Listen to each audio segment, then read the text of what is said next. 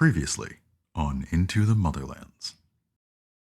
Hello, Motherlands family, and welcome to Back to the Motherlands, presented by Dicey Amazons, a quick recap show discussing the development and events of the Into the Motherlands campaign featuring Tanya DePass, Christina Ariel, Michael Sinclair II, DJ Knight, Aubrey Iyengar, and storyteller Eugenio Vargas. I'm Candy, executive producer of Dicey Amazons, and one of your hosts. And I'm Pi, your other host and head producer. Let's jump right into Season 3, Episode 6. It's a pretty special episode, mostly because of how it starts. Ilay, the they coming through with just most glorious cape, right? Like, it has, like, both sides have a function. We'll get into that. I don't want to jump ahead.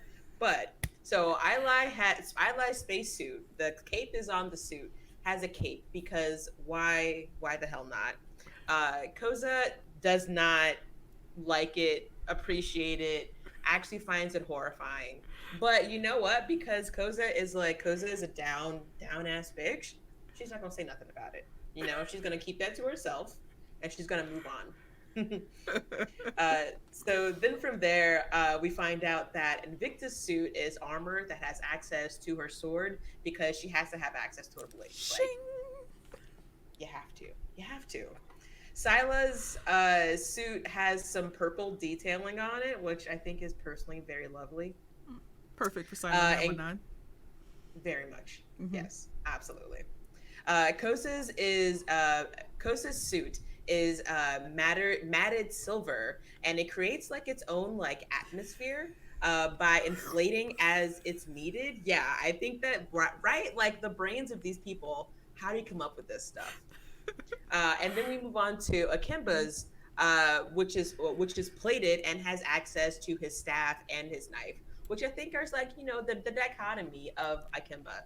You know, gotta have both. You know, the knowledge and the I'm gonna fuck you up. Yeah.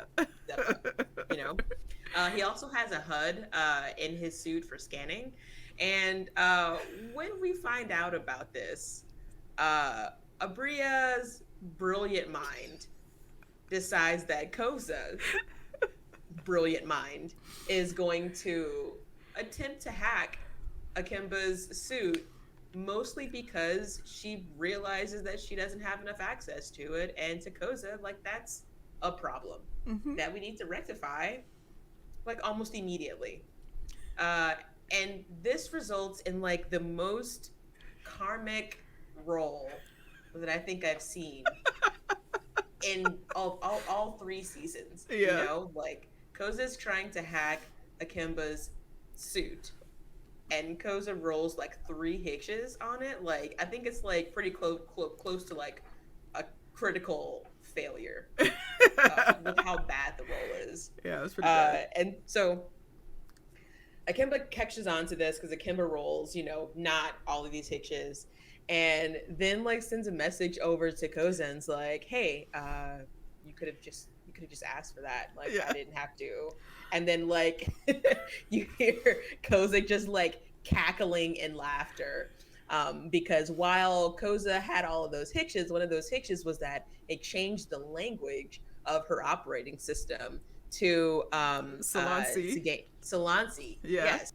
After they have this really fun interaction, and Ikemba ends up giving access to Koseh anyway. So she gets the access she wants, and like it's just a little fun thing that will probably hang over her head for a while. The crew begin to descend down the canyon to get a better look at this area. And down in this area, there are several buildings connecting all of these transparent tubes that are supporting this like really large antenna sculpture. And in Koseh's typical fashion, she wants to blow it up. It's got to go because reasons. So the first building they come to, they see that doesn't have a door, but Vice Admiral Silent 119 actually does a little bit of scanning and is able to determine that this is a kitchen. And so they're kind of talking about like, should we just kind of, you know, blow our way in or make our own door? And as they're doing that, Ikemba, who's kind of walked around the building a little bit, He notices that something has come out of one of the other buildings and disappeared around a corner. And so with that information, they do decide not to make a door and end up venting this whole little station.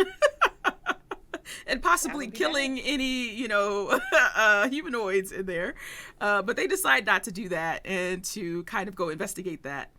And when they're doing that, they're walking past one of the transparent tubes and notice that there's a sort of machine or droid that's going down one of the tubes. It doesn't notice them. It's just going down the tube. And it looks very familiar. It looks like one of the machines that they actually fought in Madeira, but a compact version of it. And so at this point, they're kind of getting an idea of what may be here. And with that, Koseh is like, hey, doesn't seem like there's people here. Let's blow some shit up. But Ilay's like, hold on. Let's handle this antenna first. How about we go do some climbing and we handle this antenna first. And so Koseh grabs Silent 919 and with her boots of spider climb, ends up climbing up the antenna. Invicta grabs Ikemba and starts also, she has a grappling hook that she throws up and she's also climbing up the side. And then Ilay on their own. Taking it slow and steady and being responsible. Right, with his carabiners doing that professional climbing. We stand. That's why we stand Ilay, because they are thoughtful and responsible. Mm-hmm. So they're all climbing up. They end up about halfway up or so. There's this platform that they all come to. And at that point, there's like a door up there. And so the door just kind of opens for them as they arrive at this platform. And on the inside, they see that there's some sort of control panel or console on that level. But there's also a ladder that descends into the building underneath. And so Koseh, hold on. So Ilay, Koseh, and Silent 919 all descend the ladder. And Ikemba and Invicta stay up top. As the three that go down, they get down, and there's actually like a control room that seems to control possibly this whole station. As control rooms do. Right. A lot, and there's like a lot of droids or machines that are sort of around the perimeter of the room, and like all their lights are off. Like they seem to be powered down. There's still some consoles and stuff that are like showing some information. And with that, Ilay he takes out they take out their rose gold phone. It starts snapping pictures of everything that's flashing across all of the screens. Because they are trying to learn how to decrypt all these things, and so hopefully with some more information, I think they're hoping that they'll be able to decrypt a little bit more of this language that they've been running across for the past couple of seasons, right? So at this point, the group is going around the control room and they're trying to find out what's going on in there. Koseh, in typical classic Koseh fashion, she just can't help it. She just cannot help herself. And she's got like Dottie, like from Dexter's Laboratory. She's got to touch it. What does the button do? She touched the button, alarms go off, as alarms do in these particular situations. And so a hatch door closes.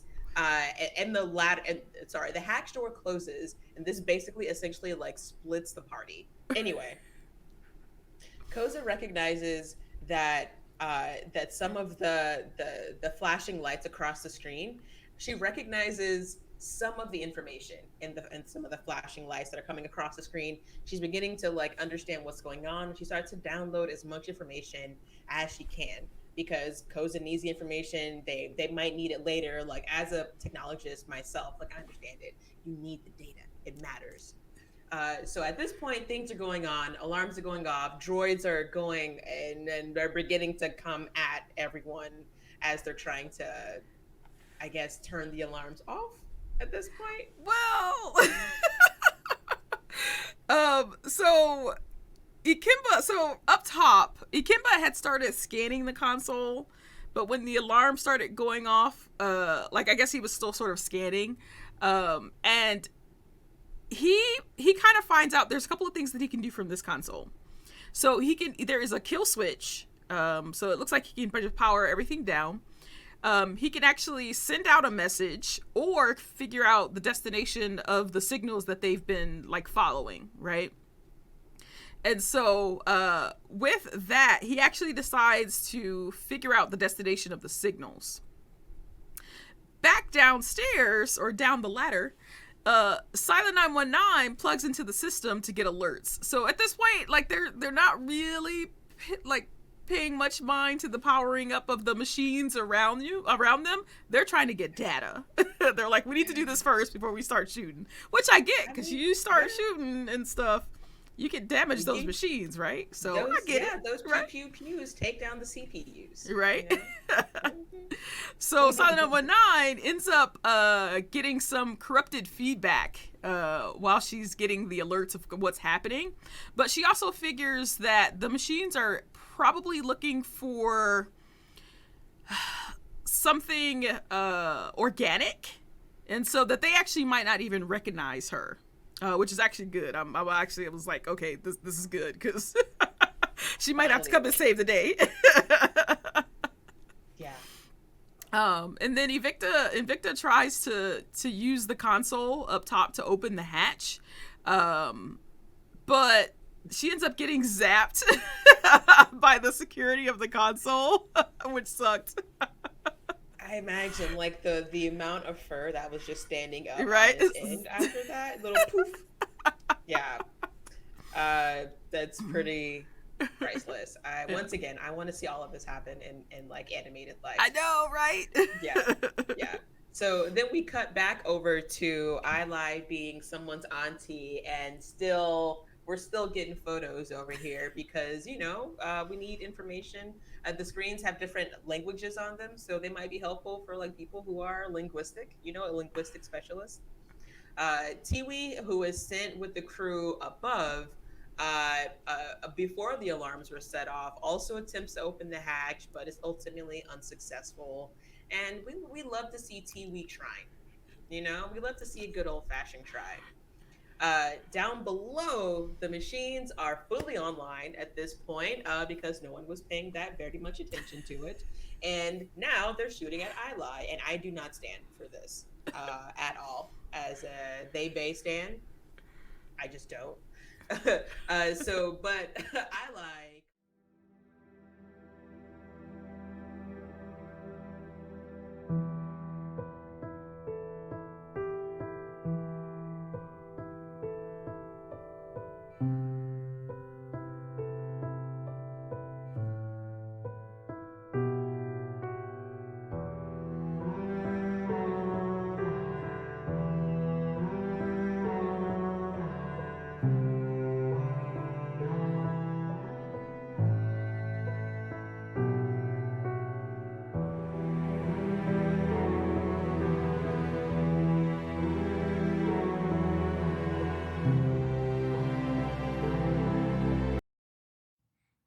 Centuries ago, the Malian Emperor Mansa Musa sent his best and brightest scholars, explorers, warriors, and artisans across the great Western Ocean to discover new lands. They succeeded in ways no one could imagine. Now, 3,000 years later, their descendants have made a home for themselves on a new planet, and the calls of adventure and discovery are stronger than ever. Join creative director Tanya DePass as Invicta, the High and Old Blade Keeper, DJ Knight as Ikemba, the Musalian Biopriest, Michael Sinclair II as Ilay, the Misajai Lightbringer, Christina Ariel as Sila 919, the Monsagene Biopriest, Abria Iyengar as Koseh, the Hyanol Fixer, and Eugenio Vargas as the Storyteller, as they explore new planets, make new friends, and treat everyone they meet luxuriously. Welcome to the Motherlands.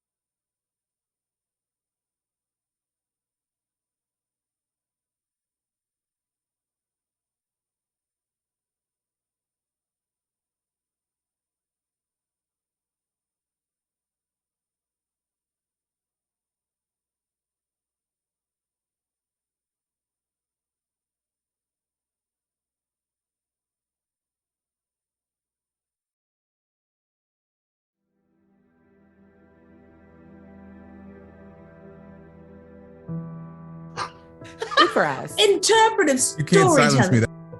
Interpretive. Sounds bad. Perfect. Perfect. Love it. Love this. Perfect for us. timing. Hey, everybody. We'll be on screen in Amazing. just a second. But Hopefully we keep sound. we're okay, on. phone. Okay. Hi, All I wanna everybody. do is Welcome. buzz We in, just wanted to buzz have a in. little Oh, dance okay. party for you all. We are back. We wanted to have a little dance party for you all while we fixed our audio issues. Apologies, but we're here now. Hi, welcome to episode 7, season 3 of Into the Motherlands. My name's Eugenio. You might know me as DM Jazzy Hands. I'm going to be a storyteller this evening. I use he, him pronouns. I'm very excited to be here. We are going to go around and introduce all the friends we have with us this evening. But before we do, or as we start, I will begin the chaos tonight by saying that our High-Enol Blade Keeper Invicta, played by our host here, Tanya DePass, Cypher Tier. Tanya is on her way to make an appearance at Gen Con right now, so she will not be joining us, at least not for, but she's in chat, at least not for the first part of this evening. But as we ended last week, Invicta did a thing that I'm very excited to resolve as we get into play tonight. All right, I did my 2 intros, now the rest of you do your thing. Yo, what up? My name is Michael Sinclair II. My pronouns are he, him. I play Ilay, the Misajai Lightbringer, and their pronouns are they, them. Super excited to play. That was Michael Sinclair III. Next up, Abria. Yes, wait, I love this. What's up, party people? I'm Abria Iyengar, and I am playing Koseh, your High-Enol fixer. Like I do, causing trouble, making Robits. It's funny, I almost did Christina's wings reminded me of a different campaign, and I almost mentioned the wrong character. Fair. I just went back to Pyrol immediately and was like, Hi, Myrtle. Oh. hey, Bob. Oh, sorry. Wait, I was wrong. Hi, Myrtle. So Oh my good to God, see she did the voice. I think that means you get the next intro. And that was Abria. Next up, Christina. Hi, my name is Christina Ariel, and I play Sila 919. And she's a Monsagene bio priest, and she's so much fun. And I'm very excited to be here with you. And my pronouns are she, her, and hers. Oh my God, is that Barbarella's Asperilla Gang? Oh, snaps. Christina killed it. Next up, DJ Knight. Oh, hi. It's me, DJ Knight. I'm playing I forgot everything about everything just now. I was too busy making sounds. I was like, what am I right now? I play Ikemba, your Musalian bio priest. Our pronouns are he, him. You guys are awesome. Thanks for being here. And oh yeah, it's time for Into the Motherlands. Let's get it back to Eugenio.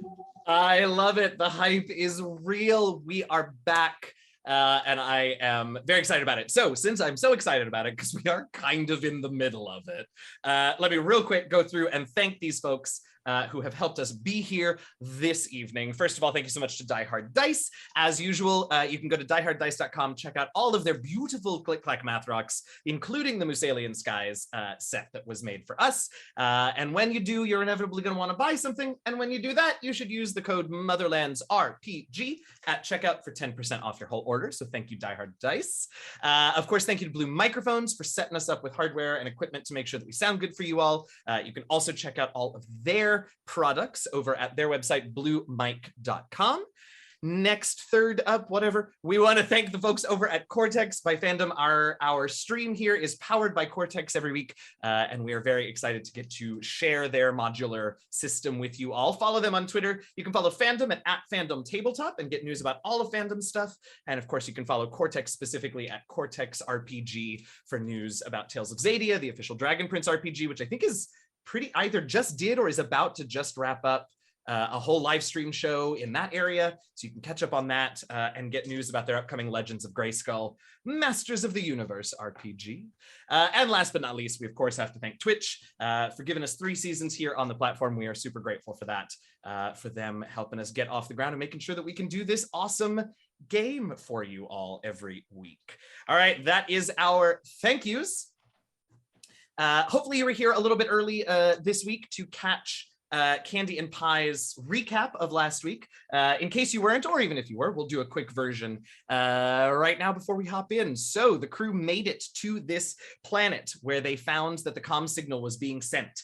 They found a satellite dish, basically, receiver comms dish at the bottom of a big old canyon, and it was part of a 5-building complex which the crew went into explore.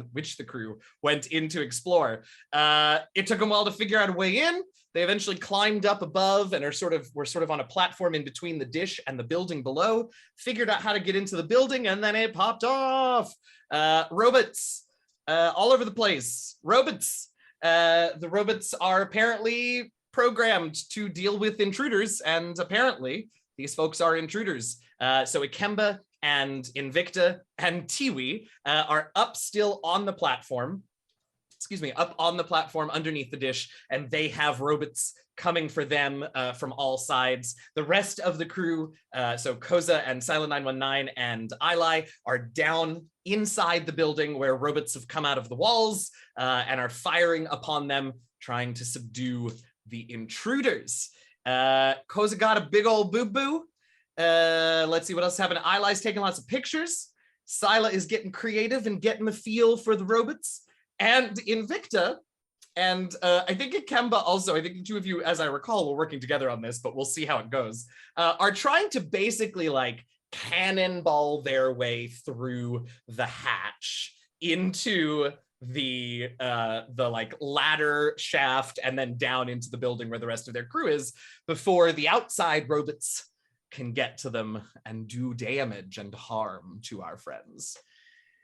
So I think that's about where we left things. We're doing a sort of little popcorn initiative version of this encounter here. So we're hopping it around, passing it to each other. We're actually in the middle of a round, which is very exciting and not at all confusing for me. So we begin. Y'all ready? All right. Yes. Oh, that's yes. That's a thing we should do because we're gonna be rolling dice. Let's do that. Thanks, producer. Thank God for Leone, y'all. So we begin by going down into the building where Koseh and Ilay and Silent 919 are. So far this round, Silent 919 is the only one to have taken a turn. She attempted to disable a couple of the robots and was unsuccessful, but learned a little bit about what's going on with them and what apparently doesn't work against them. The robots have also taken their turn, which leaves Koseh and Ilay to take their turns. Last we saw you two, Koseh, you were downloading just whatever data you could get your hands on from the system, and Ilay was taking pictures of as much of this strange alien language as possible so that they could pass that along and hopefully use it to help with translations and learning the language. Silent 919, why don't you tell us who is going first today, Koseh or Ilay? Ilay. All right, Ilay. You're taking pictures. You've gotten a good spread of them. You could certainly continue taking more if you want even more, but you've got a pretty decent spread at this point. Cool. If we have taken up pictures, I think I forgot to bring my staff because I brought my glorious cape, but I think I forgot the staff. So if there's any piping in the room, which I imagine there's some piping, Ilay's gonna kick the base of one and grab the pole and start to like do the what do you call this? The flourishing, and then basically end in a stance and then just start wrecking like robots wherever they are. Heck yes. All right. So here's what you can do. You can absolutely do that. And the piping that you grab can just be narrative flourish, and you can put together a dice pool however you want. Or you can spend a plot point and make that pipe a real weapon that you can use as a D6 asset and add it to your pool if you so We're desire. gonna spend a plot point because I like using mechanics and narrative and smashing them together. So yeah. All right. So you do that. I don't need you to roll to get the pipe because that's what you spent the plot point for. So you get a pipe off of the wall. maybe a little steam blowing out just for some cool atmospheric effects. Of course. And off you go. Now, you will recall that in this Popcorn Initiative action-based mode, the character acting takes the first roll regardless of what it is, and the character reacting, or the GMC whatever reacting, takes the second roll. So you will roll yours up first. And what are you attacking? You're attacking one of the drones that shot at Koseh, or are you trying to go for, there are much fewer of these, but are you trying to go for one of the turrets that's sort of a little higher up and stationary? Right, we see, it seems like there is a group of machines observing and another one's of firing. So I think at least we have I have done enough research with all the notes that Koseh has given me that I'm like, yes, just take care of the observation first. So we're gonna do that. Cool. And we're gonna swing towards one of those. I love it. Where is your thing? Oh, here it is. I've already got it open. Was looking for your dice pool. All right, Lightbringer, fight, power, yes. These are Love not my all of best that. qualities of combat stuff. I appreciate that. I do. Yeah. I do a lot. I need to find my dice pool so that I can figure out what I'm rolling. So yeah, I guess if chat doesn't, the chat does see it. So yeah, but let me justify it, because that's what absolutely. we do. Lightbringers do some hand to hand, and with all this gloriousness of bright cape and dark cape, we're bringing both. We're doing fight because I gotta smash some robots, and power because we have to drive the momentum, the force from somewhere. So absolutely. Before you roll that up, I see that you also have a D4 injured stress. So add a D4 to your pool, and then that will clear that stress. Oh, okay, cool. It's been a while since any of you all were like in a moment with a D4 stress, but you will recall that the D4s you put in your next pool because it's a high chance of rolling a hitch, but then they clear out. I usually Ilay stays moisturized, stress-free. That's the ongoing thing. Right. So they usually don't deal with that. Today they do. They got a little ashy ashy behind the elbow. The suit's a little dry. Meanwhile, Koseh's like bleeding from the eyes. They'll persevere. Yeah, I'm doing great. I'm fine. This is fine. I'll only make stay on the boat. I'm excited about it. Do it. How they gotta do? 9. A 9 and no hitches. All right. That's pretty dang good. All right. Anything? Okay, so now we're gonna roll up maybe if the button decides to work. Okay, so no such luck attacking them. However, you can, if you would like, you have more plot points. If you would like, you can buy that opportunity from me and step that pole up, or that pipe up, to a D8 asset for future actions, if you would like. Yeah, we're here. We stepping it up. All right. So you get the pipe, and you're just wailing on these things, and it's like not, you're just not quite. So I don't know, what do you do to enhance this pipe? What makes it better? What, maybe it was something that the Robits did, like maybe you did break something off of them and you're using it, or it's entirely up to you. Yeah, let's just say I broke a piece off of something, and it kind of acts like a little let me think. Like it's like a wire that's attached to another heavy thing, and so we pick it up, and then like we're swinging it with a pole, and like just using some more momentum there. You've created a makeshift morning star. That cool. Yes. Great. I love it. I love everything about that. Lightbringer, morning star. Come on. It's amazing. Who? Who? His last name. Morning star. Oh, I was like, what? Yes, morning. It is. That's true. But. All right, we're going to go up to the platform. Koseh, you will be next when we come back down into this room. I thought I'd get to pass, though. Oh, no, they're the last person because... because the Robits have gone and silent. I was going to try and pass it, offset it to you so you don't double turn like you have been, but that's not an option, so never mind. No, that's on Abria, and we all know how Abria rolls. I dare you to kill me. You won't do it. Well, you say that, but these dice are real swingy one way or another, so we'll see. I said what I said. Okay. Before that, however, we are hopping up to the platform. Nope, you're going to take your turn because I just looked down and Ikemba is gone. So Koseh, oh my God. Incredible. Oh, we in some kind of mood tonight. Incredible. take a plot point, sir. Thank you very much. Dramatic entrancing. Right? Also, the folks who hang out in my stream will recognize my shriek of startlement, so that's good. Really just crossing all the streams. Ikemba, Invicta has set herself up to help you cannonball through this hatch. So if you do indeed decide that that is the course you would like to continue on, I rolled it up for Invicta, and you have a D8 asset that you can add to a pool to cannonball through the hatch, should you so desire. I mean, she's heavier, so that's probably the best move. I'm not gonna deny it. So I mean, are also you rolling there's first a or lot am I of rolling Robits first? coming. No, you are. I already rolled for Invicta to figure out what size die the asset was gonna be, and it came out to a D8. Nice. So I get to add a D8 to this? You do Done. add a D8 to whatever you put together.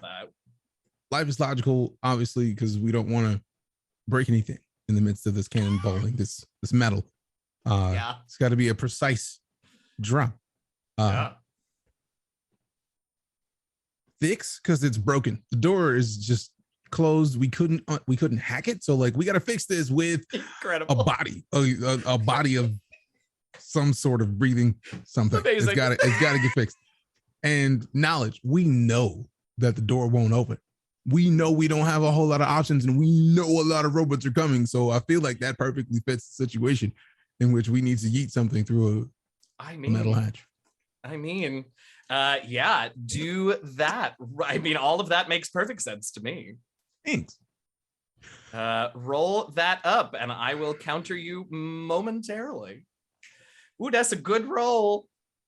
I agree. And you just try to break through this hatch, so I don't have that much. Oh yeah, no, I got a 13, which is not enough. So down you go, and I will say a D10 effect die, and mine was just a D4. So I'll say you all cannonball through, and Invicta kind of hits her head a little bit, so she ends up down at the bottom. She doesn't have any more injured stress, but she is stunned, and we will let that explain why she doesn't take any more actions for today. But you make it down, Ikemba. You and Tiwi make it down at the last minute, like Invicta grabs Tiwi and brings Tiwi with her. And so you and Tiwi, Ikemba, make it down, none the worse for wear. Silent, I would nine, and Koseh and Ilay, your friends are here. Surprise! Yeah. Sorry, relates to the body. Ow. It wasn't comfortable. And then right when she says ow, he like grabs Tiwi from Invicta and just like kind of tosses it to Koseh, so she has Tiwi. You got a buddy. Thank you. You got a buddy. And hey, I just cough some blood onto him. Oh wow. Poor Tiwi. What a great narrative passing of the torch, because Koseh, you are up next. Sweet. So here's what I would like to have a conversation about. I've got 6 plot points. You got so many. I keep staring at it too. It's right at my eye line on this screen. Yes. I would like to use so many of them on this turn, please. Great. I would like to upgrade my backpack of spider climb permanently. How many would that cost me? I'm gonna say upgrade it how? We have always discussed the backpack as a mobility aid, but Koseh is clearly a person that likes to think in all permutations of like usefulness. And I think there's a version of this backpack of those legs that are pointy at the ends, because I'm about to wreck shop.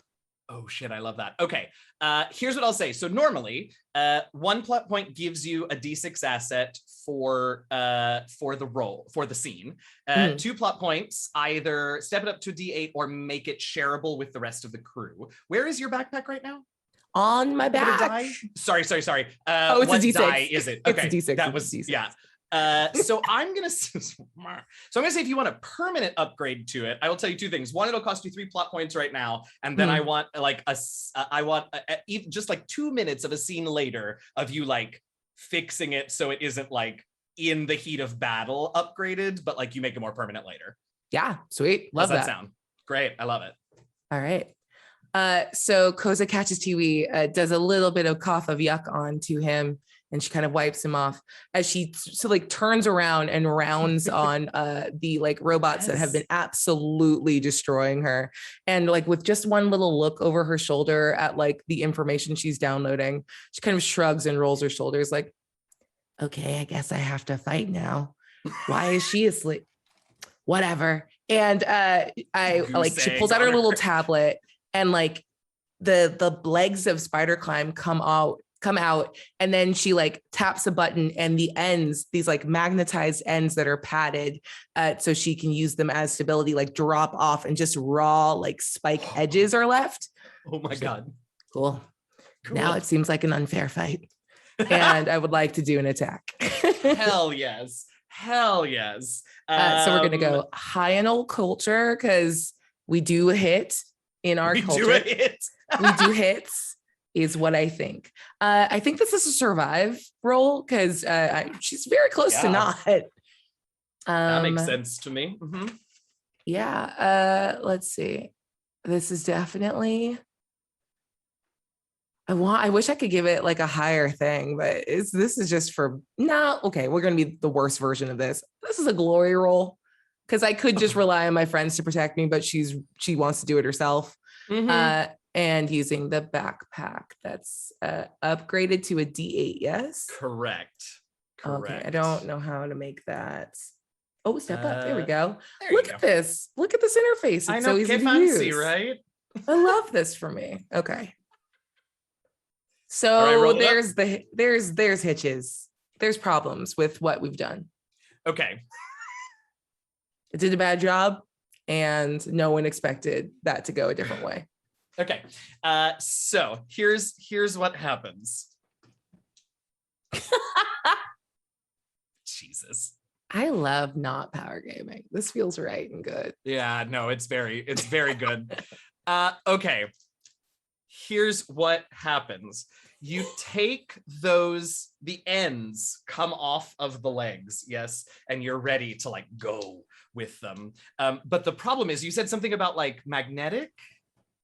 Yeah, because that was how she would like kind of post up inside of parts of the ship. So I think, wait, just the tips were magnetic though? The ones that came off? Yes. Okay, so I think what happens then is those come off, you go to attack the thing, but those tips are still sort of attracted to things. You forgot to turn them off, I guess. Oh yeah, that tracks. And so they go zip. There's 8 of them, I presume. They go zipping around this space. A couple of them manage to, ping a robot or so, but they also just knock your legs out of the way. I think a couple of them probably smack you in the head as they fly by. Strong magnets. You do a lot with them. So that's what happened. I'm gonna buy. I mean, look, you're getting the plot points back, which should scare me deeply. They should, but I will not use them. In a good way. Well, so here's what I'm going to do. I'm going to give you 2 of them because I'm going to split those. Because as hilarious as it would be to take you out with that roll, it feels like they should probably attack you to take you out. So D12 injured stress. And I'm going to step up that insecure stress to a D10 because it's just one. Oh, we're on front page. One F up after another, and it's starting to get to you. Yeah, I love this. Cool. I'm having a very good day, and this is great. I do also technically still need to roll against you. Yes. To see if I can beat that 5. Hopefully you can beat the 5. Could you imagine? And don't forget, you've got a D10 and a D12 that you get to add to your pool because I am having a great day. I sure do. I also, okay, so we're going to add these 2. I'm going to add the D12. No, I'm going to add the D10 because the D12 technically I should have, would be a D10 while I'm rolling. Oh, there's a 10 in there. So, love it. So I think you get rocked back. These things are flying around, and one of the machines is able to parry you and sort of send you reeling backwards. Fortunately, since we're in this action reaction sort of back and forth, me winning that roll does not cause you more stress. We have to wait till their turn for that. Okay. Well. But like rocked back, the spider climb backpack is not doing what you want. Koseh's in trouble, y'all. Who is... Oh, interesting. You're all in the same place now. Tiwi needs to go, and then you can decide who goes first next round. Oh, cool. Tiwi looks deeply uncomfortable with whatever's happening, and is going to turn back into a rod. He just climbs into like the little tool pocket and just gonna take a nap because he does not know how to help. Yep, this is not within his programming. Nope.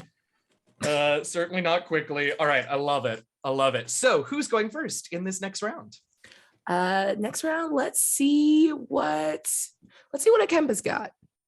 All right. Ikemba, you are going to start us off in this next round. You're down here. There are computer databases everywhere. You can see that your, crewmates are kind of interfacing with them, but also you're surrounded by Robits. The hatch is still open. You can hear the outside Robits coming for the platform. They haven't made it there yet, but you can definitely hear them approaching as well.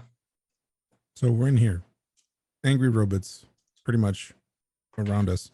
And technology just around that people are trying to like hack. Yeah, mostly have actually successfully at least started to hack, I will say. Like, we gotta have some good news. Just wanted to clarify before I do my next idea. Ikemba would like to be closer to one of these possibly hackable things. Sure. So that he can also attempt to hack, because it's a lot of robots, and a lot of fighting may not work out all that nicely. So there's a lot more of them than of y'all. Kind of wants to help, shut those things down without actually having to fight, because it's logical. I love that. I love that a lot. Thank you. Yeah, let's see what happens. Now I'm concerned. Well, I mean, I feel like it's only because you just said like, oh, nice. Let's. Immediate concern. Life is logical. Is great. Gonna be obviously step one. Survive is definitely gonna be part two, because that feels right. A lot of robots. No, thank you. And knowledge as well. He's a fan of the technologies, and he has a pretty good understanding of how this works. And can I use my plot point to have that interface assist in this? Absolutely, you can. Yeah, absolutely. So it's at a spend 1 plot point, make it at a D6 for this scene. You can spend 2 and make it an 8 if you want. I don't want to use all my 2. Yeah. Can I assist and offer, like, can I pay the plot point cost for him, since we've established a connection between Koseh and his interface? Yeah, that's true. You do have the connection. I'll allow it. Yeah. Thanks. Make it an 8, and Koseh will bump it up as she bleeds out. There we go. It's just led in with a little like frowny face from Koseh. Koseh. All right. So now tell me what you're trying to accomplish with the hack. Are you trying to shut down the robots? Are you trying to get information? What are you doing? We got information at the last hack that we got. Yeah. We got the other location. Oh, the location. Yeah. We got the location of where the other signals are coming to and going. I would very much like to attempt to shut some of these down, or if not all of them, just because, Okay. A lot of robots, not so much. Yeah, I love that. Great. Get to work on it. Done. Oh. It's a great roll with some not great parts. Well, a 15 is quite nice. Yeah, but them hitches though. All right, Ikemba. I'm gonna give you plot points. And you know what? I think it's I'll ask again. I know I asked this of Ikemba a lot, but it's because I really, it's a Corta. So, and I think I know the answer. Well, hold on. Let me roll mine. Sorry, my brain is going way faster than my holy shit. Okay, you very much succeed. does Ikemba's not going as fast in this as he would like. You're making progress, but your effect die was a D4, so it's gonna take a few like a little bit longer, right? Like next round, you can do it again and make more progress. Does that make Ikemba angry or afraid, or something else, or insecure? I guess Oh, he's maybe pissed.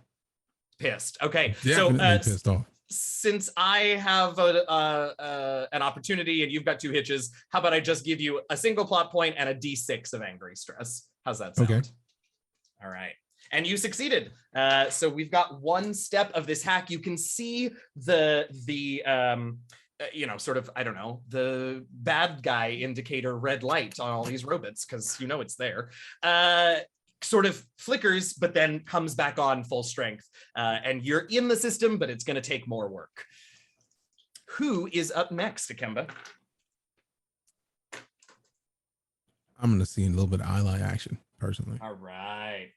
Ilay. You see Ikemba go to work at a terminal near you, but he seems to be working on the Robits, not the information in his technological endeavors. I'm trying to think. I think we just have to keep smashing robots. Yeah, I think that's what we're doing, because that's what I'm doing. Smashing Makes robots. Makes sense to me. All right. Smash. And now you've got this upgraded, Morningstar pipe thing. So I'm excited to see what it does for us. Same rolls, Lightbringer, fight power, except we're adding also a D8. Because I got a Morningstar robot, and let's give this a roll. Yep, that makes sense. That checks out. Let's see what we. Oh dear. That doesn't sound good when your DM says, "Oh dear." That's well, the good news is I'm not going to buy that hitch and give you stress, because I rolled 1 too. Oh. But I did get a 15 to your 7. So one of these Robits just parried the pipe when it was just a pipe, and now parries the Morningstar thing on the end of it. Can't quite make contact, but you didn't also suffer any stress, so that's something. That's great. Yeah, I'm trying. Who's up next, Ilay? It's you, because I don't want to double turn you. Right, you don't want to double turn. Okay, so since it is my turn, the Robits are going to come in on y'all, and they are going to... Oh man, I'm just going to roll a D4 because there are good reasons for them to come after all 4 of you.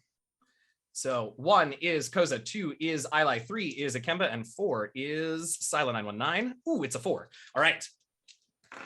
Silent 919, you are up there. You are engaged with them. They are going to try to come for you as well. Some of them take pot shots at you from across the way, but the ones that are closest are trying to grab you. So we need one of those, and one of those, and one of those, and then a bunch of these. And yeah, they're coming. And 2 hitches, but also a very good roll. Or 2 opportunities, rather. So Sila, you're going to roll against me here to try and defend yourself from these grabby hands robots. I do have 2 opportunities, so if you would like to, you can spend a plot point to create an asset that's automatically a D8 if you want. If you want to like grab something to help you. I don't think you currently have any stress to step down, right? No, I had I had a D4 of insecure, but I think I rolled it last week. But yes, I think you did. Question. Yeah, answer.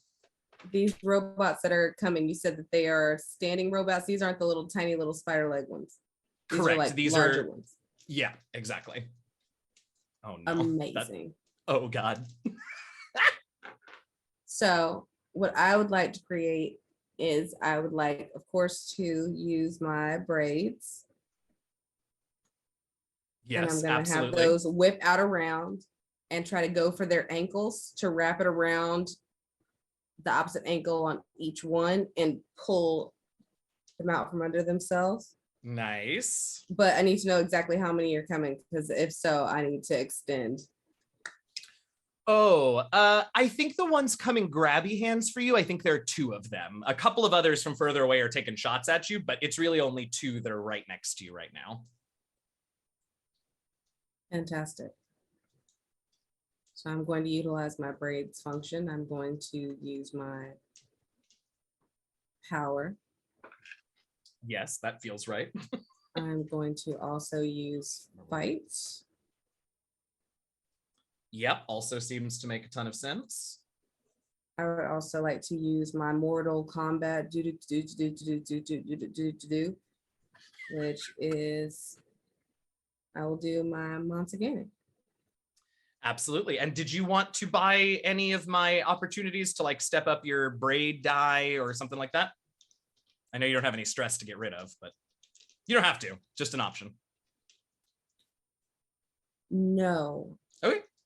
I'd like to attempt this honestly. Yeah, absolutely. Plus, you'll still have that plot point left in case you want to add a 3rd die to your total. Got to beat an 18.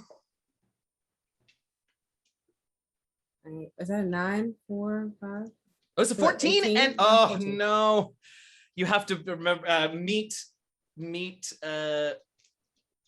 doesn't beat in Cortex. So even if you spent that plot point to add that D6, you still would not beat me. Ooh, and my effect die is a D8. So, Sila, you just get grabbed, and it sort of immobilizes you enough that a couple of the shots hit, and you've got a D8 of injured stress. As you know, you're getting free. You're not like, there is no grappled in Cortex, but you know, you're not being held still. But they managed to hold you still long enough for those shots for a couple of those shots to connect. This is unfortunate. And they are, well, actually, I'll wait till after Koseh is done to tell you all this. Right now, they're just sort of standing all over the place in this room, I should mention. All right, so the only person who hasn't gone this round is Koseh. So that brings us over there. Is that true? I thought I started off. You finished the last round. Oh, okay. Yeah. Cool. Yeah, doing a hit is terrible and doesn't work. So I would like to attempt to hack the bad boys. Yeah, love that. Cool. Love it. All right. And you can build on Ikemba's work. I think that's great. Yeah. So I will add whatever level of success you have to Ikemba's Cool. to power these things down. Okay. So I'm using Fixer. Great. I am using Fix because once again, in order to fix something, you have to be good at breaking it. That's right. Knowing machines. Yeah, this has got to be knowledge because she no longer is like, okay, body stuff is terrible. I have to think my way out of this. And I think that is the extent of her pool. All right, let's see it. Let's go. Please stop rolling hitches. Oh, now see, if it had been 1, I could have seen myself just making your insecure a 12, but Yeah, I know. oh, Do Not gonna what plop you one were in there to designed assist. to do. but That here's the sounded like thing. some real pull yourself up by your bootstraps. If you had it, you could have kind of logic. And I feel like if you were going to be a fair and kind leader, then you would be like, oh, you know what? I shouldn't, but I could. Here's the Is peer thing. pressuring What you if you enough or do? no? You're not, because here's the thing. I should, and I also kind of gotta. Look, Herbert Hoover, do your worst. Here's what we're gonna do though, because this is actually one of the reasons that we chose the stress mechanic when we were putting together our Cortex mod, because I think this is super interesting. So what I'm actually gonna do is I'm gonna take those 2 hitches. I guess I should roll mine. Let me roll mine up. Hold Yeah, on. you could roll lower than me, maybe. You didn't. I didn't. However, It was very close, but you didn't. It was. I did, however, roll an opportunity. Mhm. So I'm going to tell you what I'm doing, and know that if you would like to spend a plot point to stave off the inevitable for 1 more round, that's fine. But what I'm going to do is I'm going to buy both of your plot points, both of your hitches, give you 2 plot points, and I'm going to step up your insecure to D12 plus. which All takes right. you out of the scene, but not because, I mean, also you are bleeding out, but that Yeah. isn't why you are no longer in the scene. You're no longer in the scene because everything you try to do gets effed up.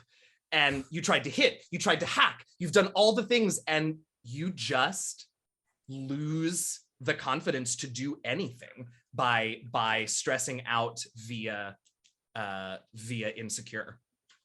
I love that. Yeah. One of my favorite things about stress. I think it's a very cool mechanic. Dude, okay. With that in mind, I will never let mechanical like things get in the way of like what a cool story beat is. So I'm not going to affect that. I love that a bunch. And I think as this happens, what you see looks, if you're looking at Koseh's face, I think she's body blocked by a lot of these robots right now, but you see her face and it looks like she's been hit.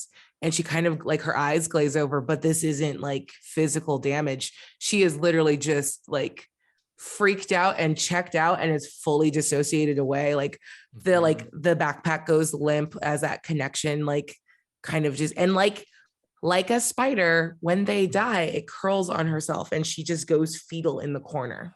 Oh, it's a great visual, but also very sad. Yeah. Oh, Koseh. Oh, Koseh's having a rough night.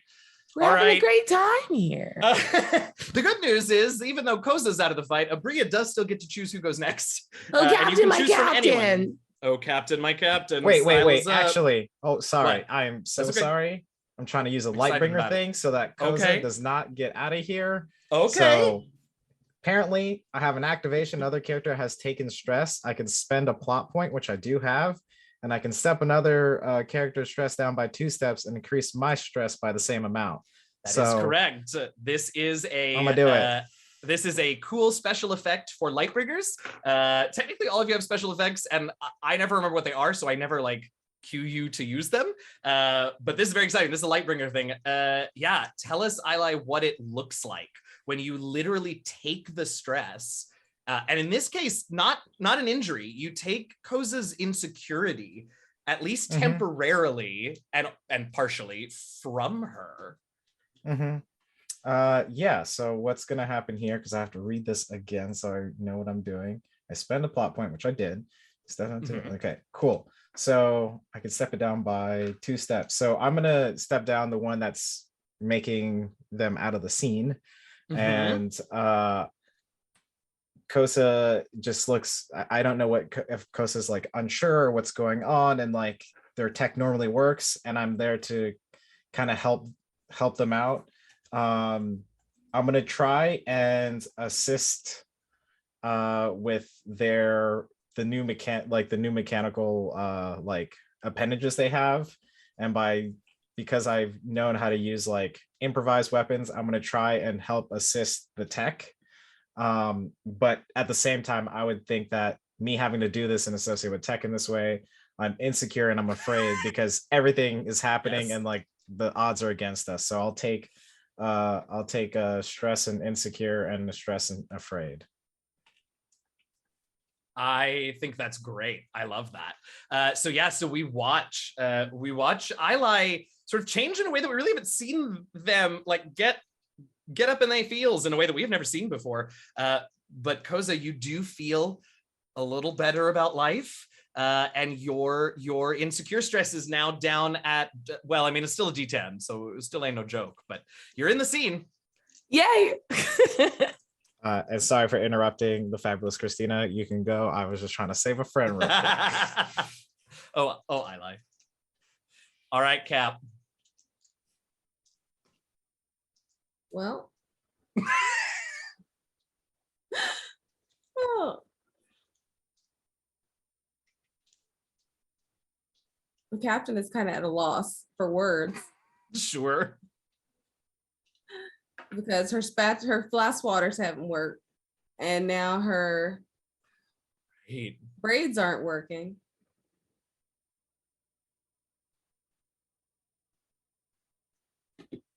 Oh. So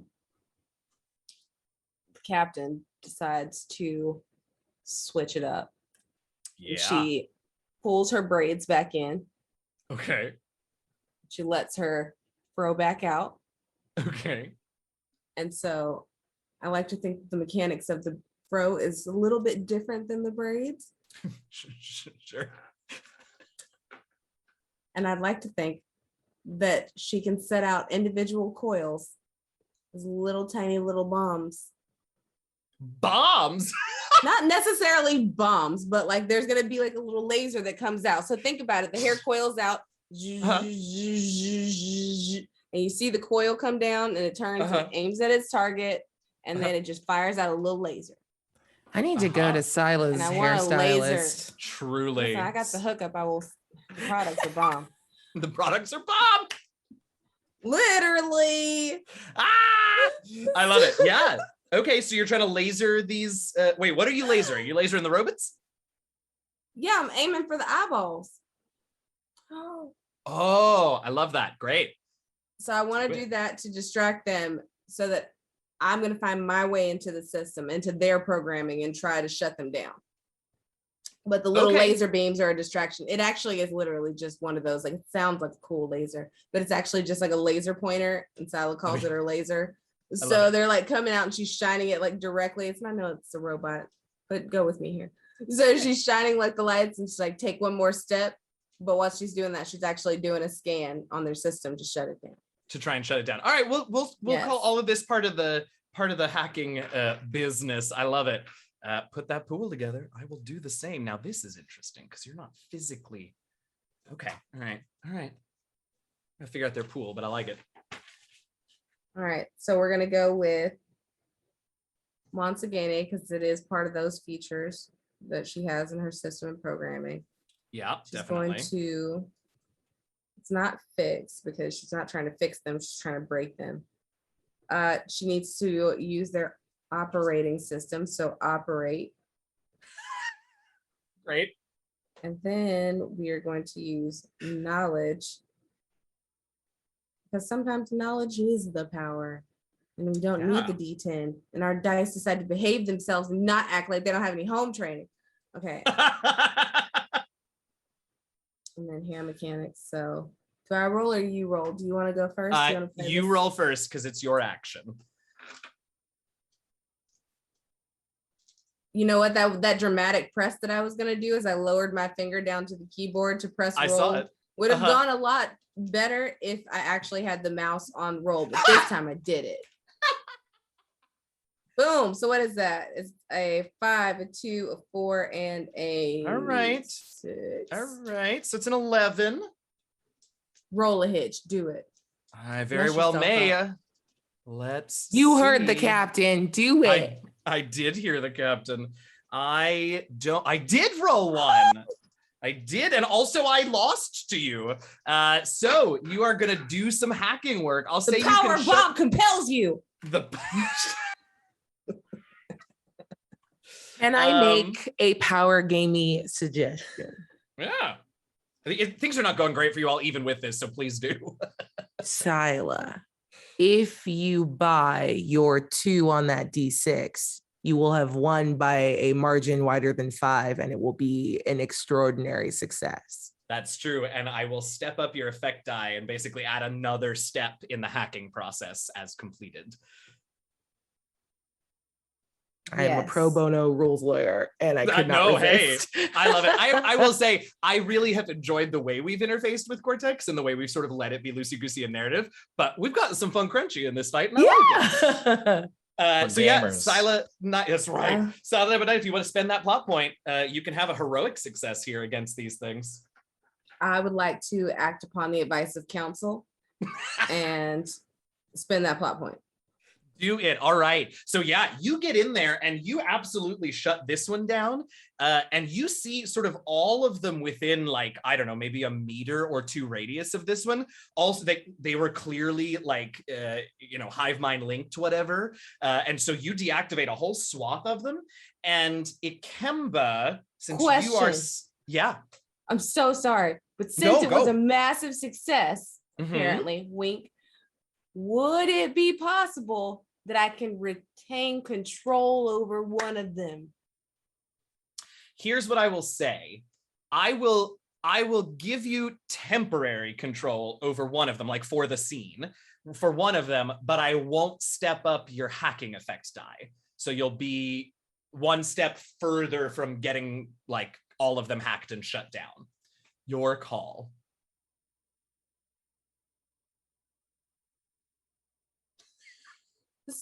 I mean, he has a weapon on his person. Like, I would like to use him, please. All right. So you have temporary control, What? partial. Could- What? Could one Co-counsel would like to speak. that is already in the system and doing a decent amount of work, toss in maybe a plot point, and see about extending that time of her control, because somebody's already in the system and almost doing Gonna pay things my plot point anyways. bills. Oh, you mean to take it with you? Yeah, I mean, I have an extra plot point. I would love to give it up to make sure that we get to have a friend with Here's us. what we'll do. Because I do love this as much as it's going to be deeply stressful for me. Oh, Y'all, the virtual dice in my little roller screen just suddenly started skating across the window, and it was very frightening. It's fine. Here's what I'll say. Save the plot point for now. And what we'll do is I will add another sort of level of hacking that if you all hit that second higher level, not only will you deactivate them all, but also this one that Sila has sort of gotten control of, you all can take with you to some extent. So save the plot point, because if you're going to be the one hacking, you may need it to give yourself a heroic success. yeah, maybe. I tried. I love it, and I would totally be down for it. The problem is she doesn't have enough dice to actually make it happen with the totals and still keep a good effect die. So, but I love where you're headed, and I'll allow it. It's just going to take some work. No. All right. Sounded like we just needed more die. I'm just proud of all this collaborative storytelling. That's right. And use of mechanics. This is a great learning experience. So, Sila, what I'm going to do is I will have you let me know on the Robits' turn what your robot does to either like hinder the others or whatever. We'll just deal with that on their turn.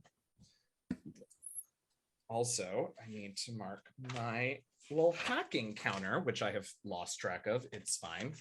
Oh, here it is. So that was a D8, right? And we already had a D4 from Ikemba. All right, so woo! So where are we? Koseh spiderballed briefly, but Ilay was able to sort of calm things down a little bit. So Koseh is at the terminal. We'll see what she does next. Ilay is over next to Koseh, just sort of, feeling they feelings while they help out Koseh.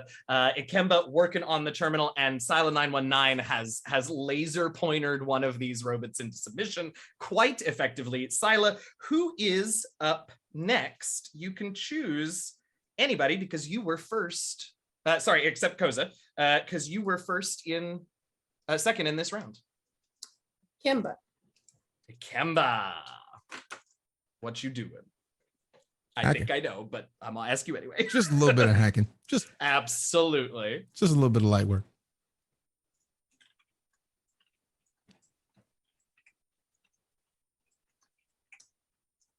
Ooh.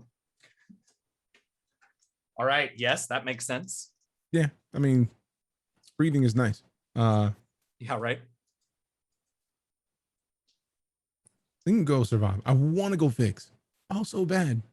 But there's nothing really broken. So, like, I'm just trying to keep living, but also give teammates opportunities to be excellent. And absolutely. He still has the knowledge of the system. Great. Yeah, for sure. For sure. And I was looking at the wrong screen. Here we go. Okay. Are you still what?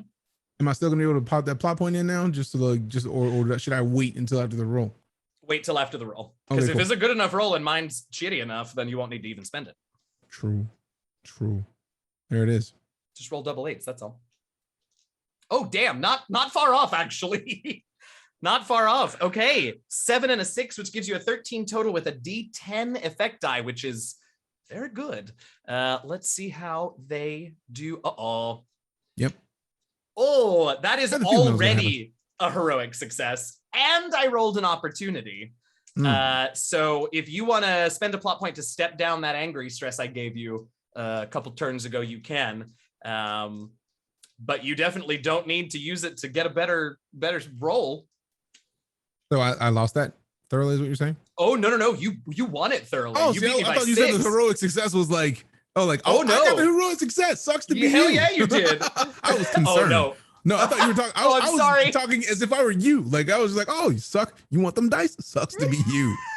Bye. So I was just concerned. What? So I'm gonna roll that down right now with the angry stress. Appreciate it. All right, yeah. So spend a plot point, roll that down. You also got essentially a D12 success to hack here, and they were already 3 steps in. So Ikemba is in the system, working. Finally, something about whatever Scylla did locally to those few platform units, like lit something up as the system tried to like auto repair. You caught sight of whatever line of code you needed to adjust, altered it, and the Robits power down, and that one that your captain laser pointed, both sort of, gun arms go down to its side, and it just sort of lumbers over to Scylla and stands there like, I don't know, at ease, I suppose. But you've managed to shut down the Robits, and you all can hear that the Robits outside sound like they were on the same network. They too have been shut down. So, at least for the moment, you all are in good shape. You're not being attacked by a bunch of defense drones. You've gotten some good information out of this system. Invicta's still a little out of it. Koseh's looking rough. But nobody died, which really I wasn't 100% sure about when we started tonight. So A+, which means it's time for us to take our break. Thank you all so much for hanging out. This is a very exciting little encounter that we had here. I had a great time. I hope you all did too. We're going to take a break to get water and bio and libations and whatever else we need, and you all should take care of yourselves as well. We'll be back in 5 to 10, so don't go too far, and we will see you shortly. Thanks, everybody.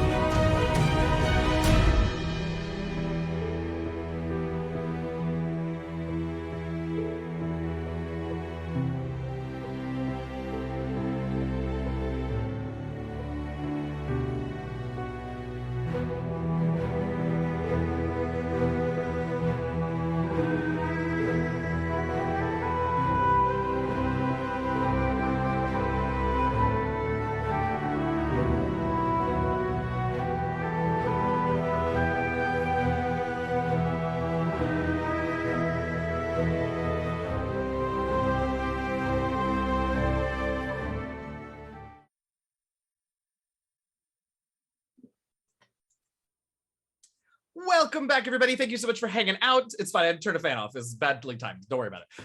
Welcome back. I'm glad you're all here. Thank you for hanging out for the second half of Into the Motherlands, episode 7. Hey, y'all survived.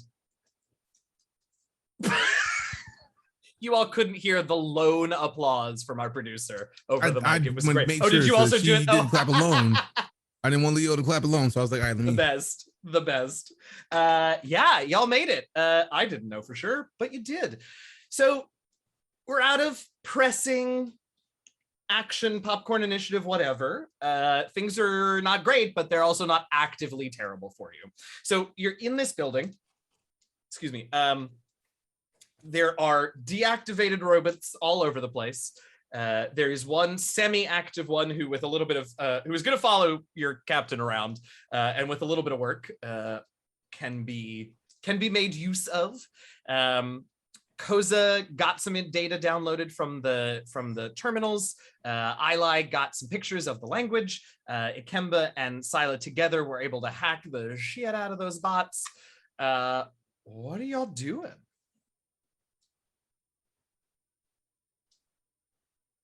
I'm just looking at Lightbringer things, so nothing yet. Okay.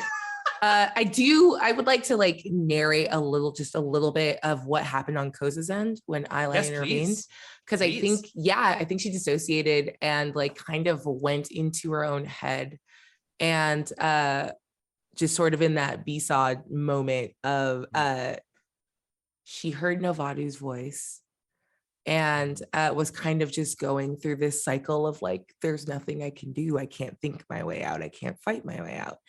And I think whatever she's hearing Novado say that's like calm, like supposed to be calming her down, she's actively not listening to because this isn't real.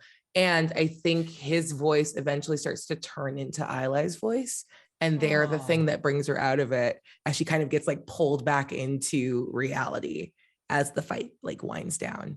And she just gives Ilay a look like, oh, thank you. I'm here. We can do this. Okay. And then looks around and like, okay, everyone else handled it. That's fine. Cool.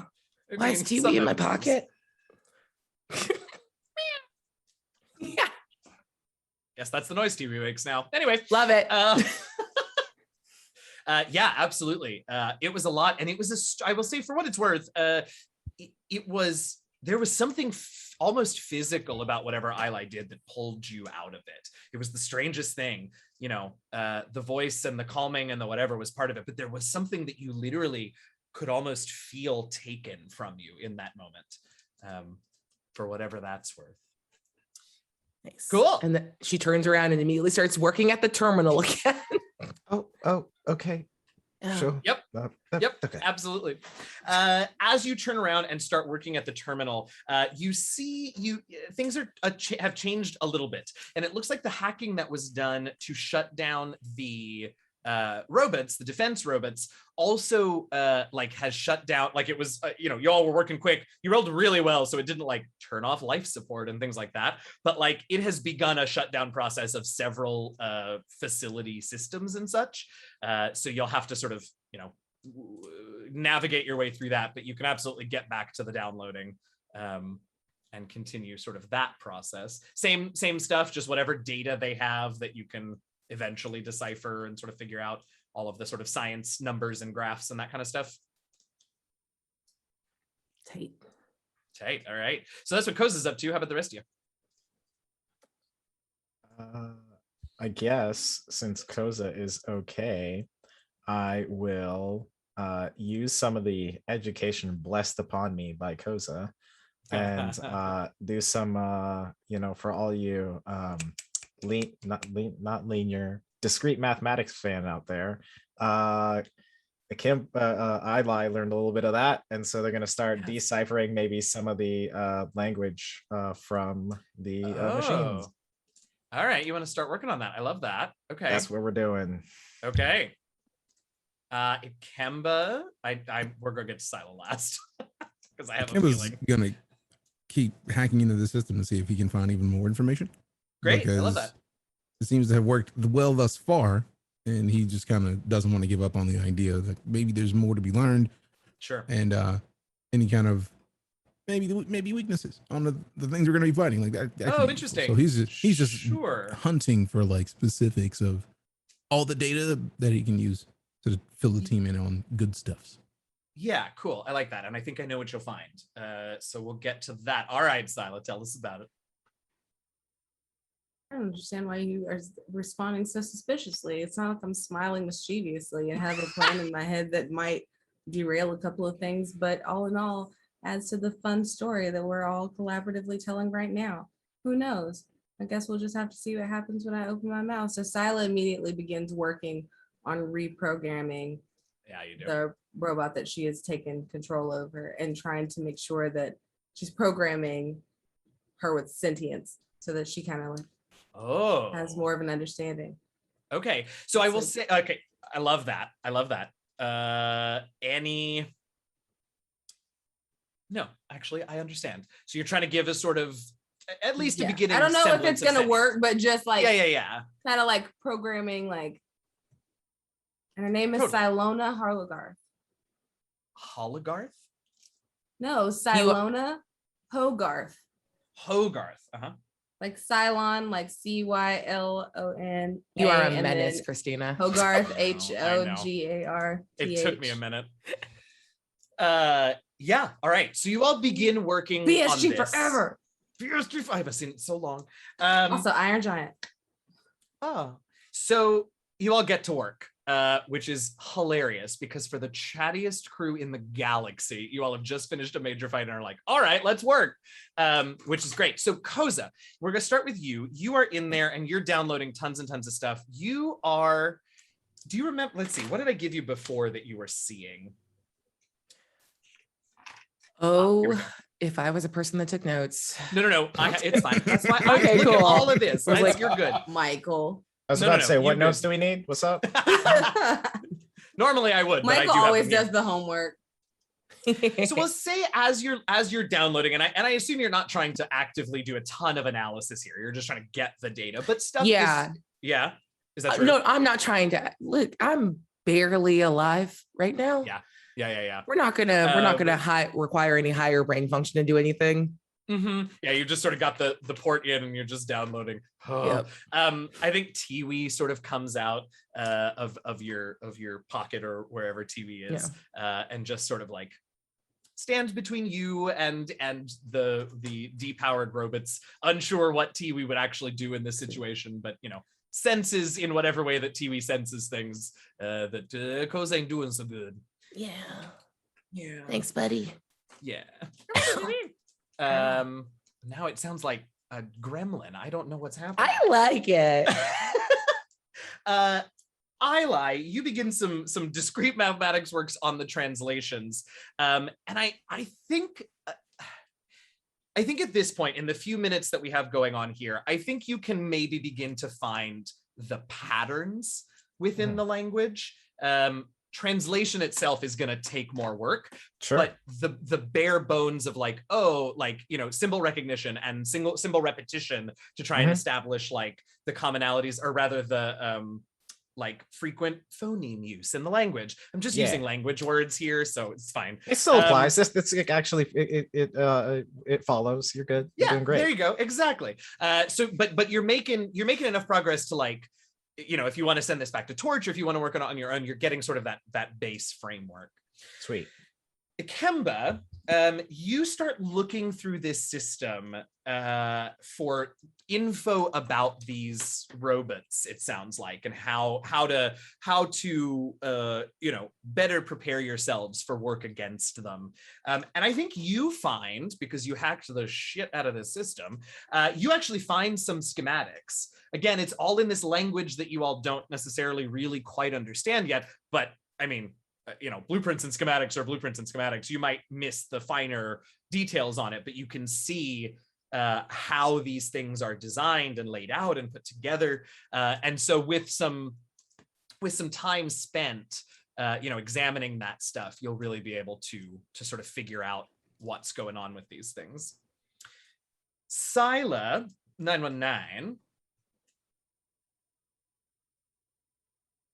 I think you begin the process, and like with everybody else, right? You're working with a system and a language and a technology that is unfamiliar, right? So you're feeling your way in.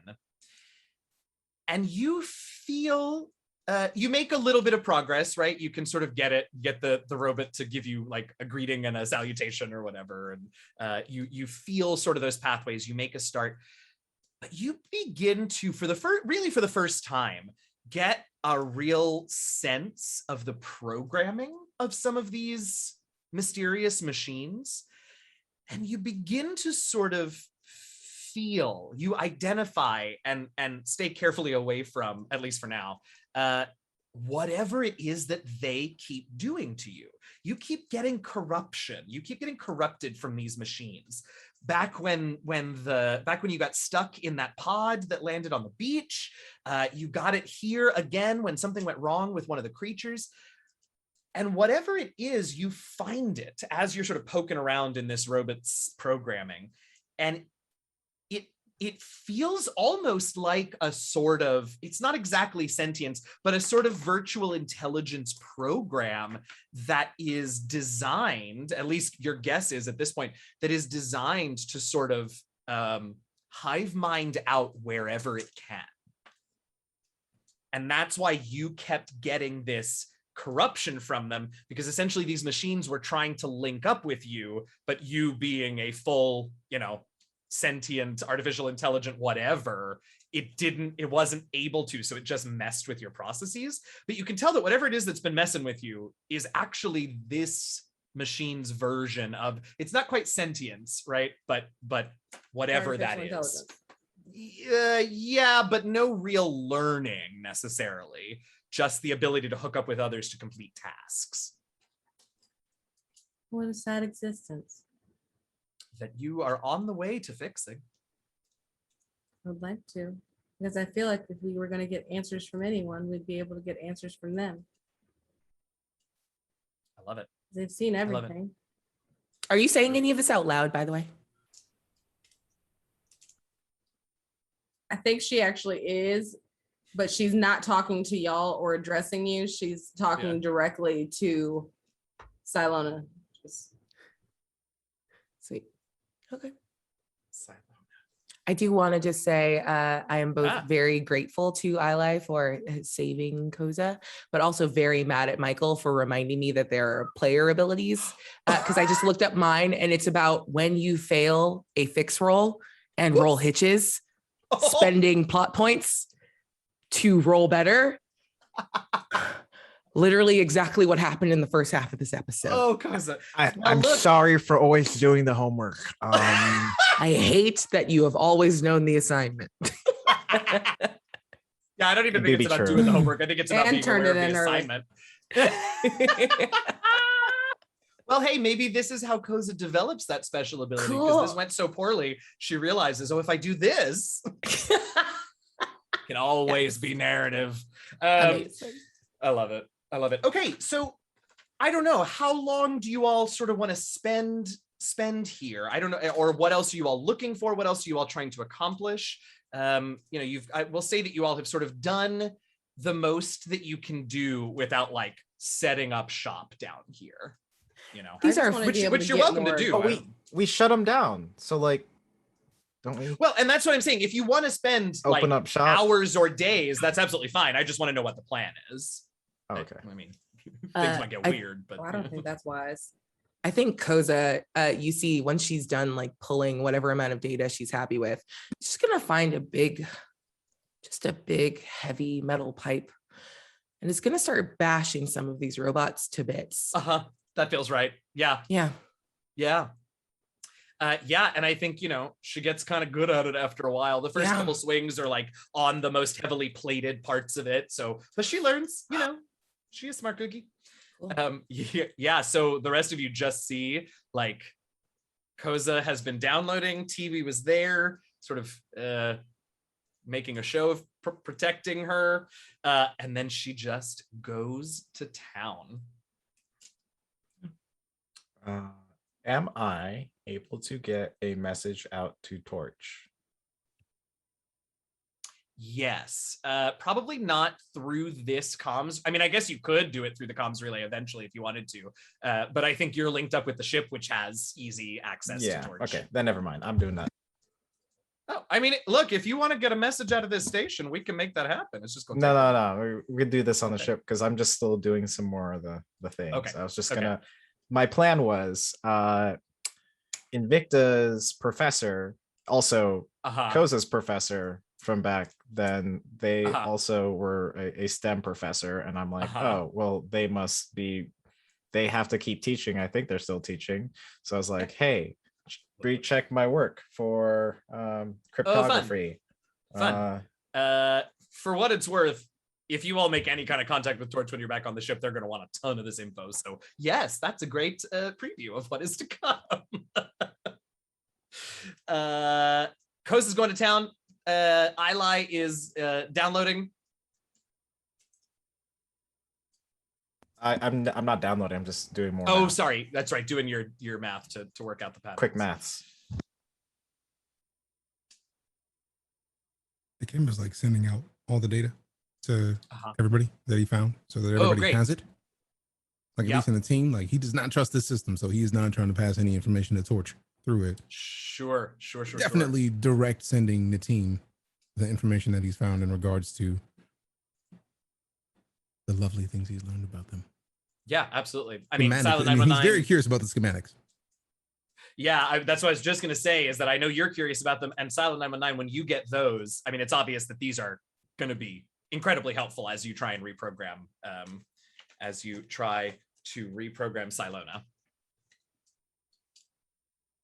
Silo wants to walk over to where Koseh is bashing and kind of catch it on the next come down, and just I'm sure there are less destructive ways to process whatever this is. Koseh is like still holding on to it. It's just like allowed you to grab it and doesn't seem to be fighting against it. And kind of sighs. She's a little sweaty, so her fur is matted down. She takes off her glasses because she sees in her glasses is HUD all the information that Ikemba is giving. She wants nothing to do with any of it right now. Captain, I am dying right now. So I think I would like to hit the robots and take all of the good stuff inside them and work on it back in our ship. Please. You could ask for help. With what? Do you want a pipe too? No, with healing. Oh. Ilay and Ikemba are very busy doing important things. And I'll be okay, probably. I just need to rest a little bit. But there's something in this machinery. I've never been stumped by technology before. I know maybe that sounds really conceited or very different because of who you are and what you are. But I don't fail. And I just failed so hard, I almost died. And I think hitting this observation turret is the least unhealthy way to process that right now. If you don't mind.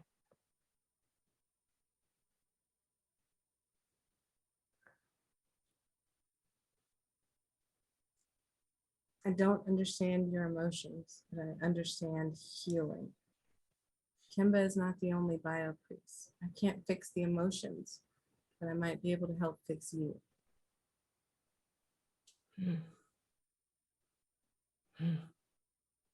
The emotions are grief and outrage and pain and frustration and confusion. And you are my captain and very smart and good at helping people through, but some of them some of those emotions just need to pass. So I will stop hitting that turret. And you see her just reach up on her tippy toes and just yanks some like piece of like machinery out of it. And she jams it into like a cargo pocket. If that upsets you, I'll stop. But these emotions are fine, and I will let them pass on their own.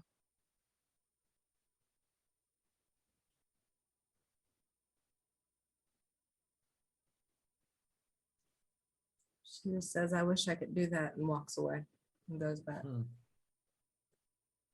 And Koseh like kind of just holds that weirdly rigid, but like exhausted, but just trying to hold herself up with the last bit of her strength posture until Scylla walks away. And then she slumps back down again and picks up the pipe and then puts it down again. And it's going to start like, just kind of finds a place to sit in the corner and proverbially like lick her wounds, not actually. Sure. Thank you for the clarification. Yeah. Yeah. Okay. Yeah. Right at the end of that, Ikemba kind of just walks up with a pipe that has multiple jagged edges, and one piece is just like a little sharp, and just walks up to Koseh and just, I found this over there, and I kind of understand what you're going through. So, if you'd like something more, by all means have this. And if you'd like to talk about it, I am here. But I would like to let you know that there's a lot of things that you can do in moments of pressure. There's a lot of things you can't. I've been there recently. And when I was there, you looked me in the face and you said, this is what you do. This is what you do. Sometimes things don't go the way you'd like them to. But I, for one, believe in you. And I know you're capable of whatever you think you can. He hands it to her and walks away. And you just see her ears kind of flatten. And she's just kind of crying. You can just see like the little like tear runnels in her fur, like going down her muzzle as she just stares down at the pipe. And as he's walking away, like not even looking, just don't put your head down. You should always have your head raised. Thank you. Thank you. He just keeps walking.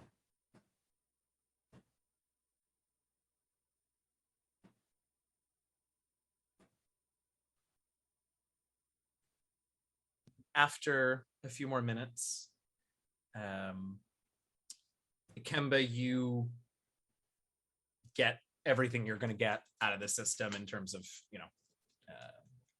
information to help you as you move forward. Silent 919, you feel like you've made the progress that you can without a proper, lab and equipment. And at least this room that you're in here is not really equipped for this sort of hardcore rewiring. Of course, you can do your language math translations sort of from anywhere. It's just going to take a while.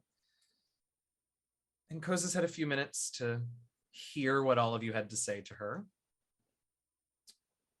And a light appears on all of the terminals. And it just is, again, it's hard to translate, but now you know what numbers look like.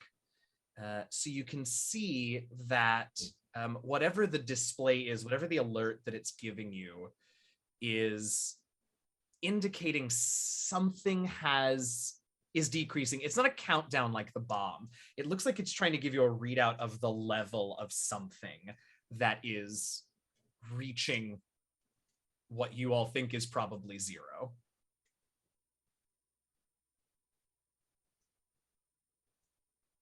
Who saw that? That was me. I think anybody, well, probably not Koseh, but the other three of you could have seen it because it comes up on all the terminals in the room. I'm taking pictures again. Great. And Ikemba remembers that Ilay was fiddling around with the tech as well, and just, Ilay, did you see that?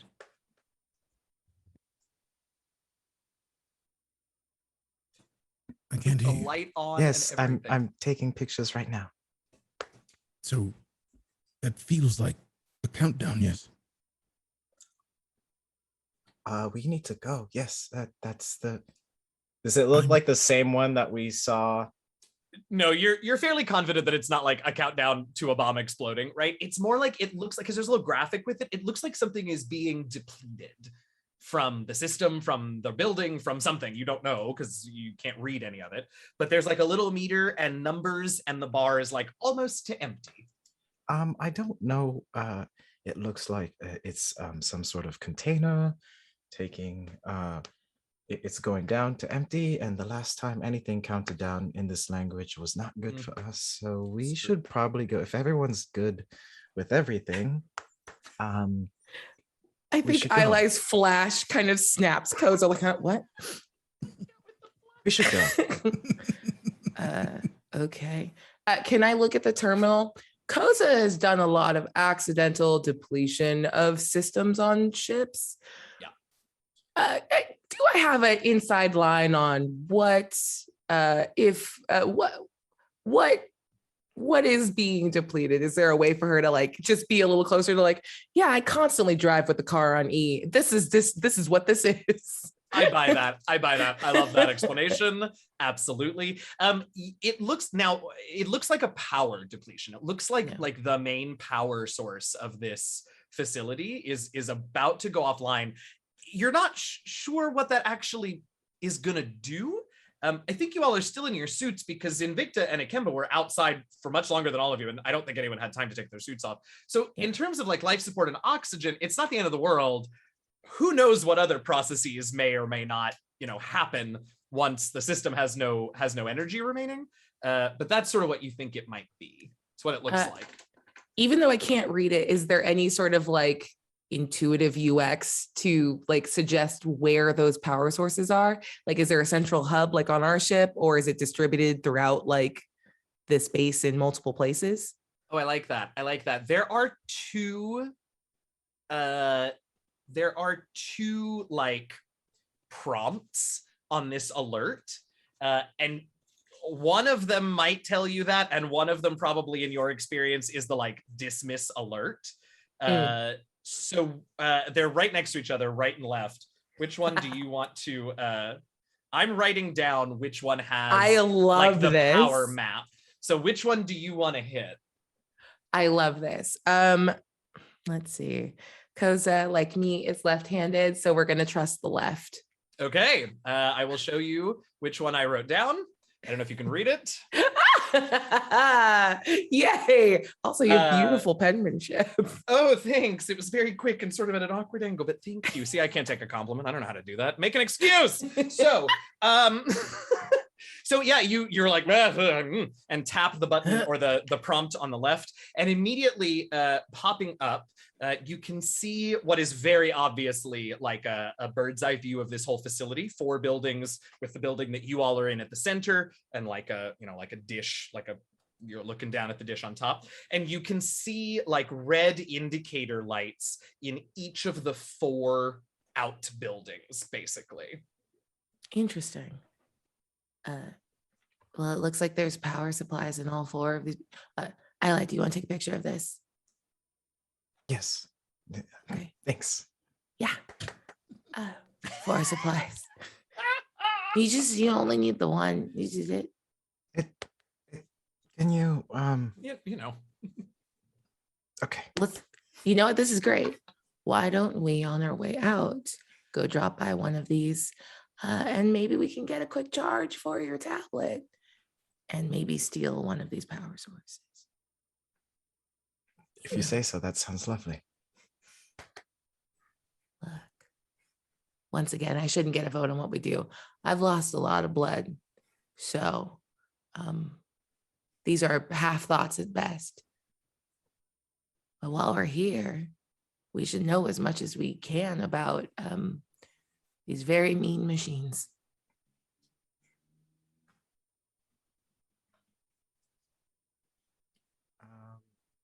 I agree.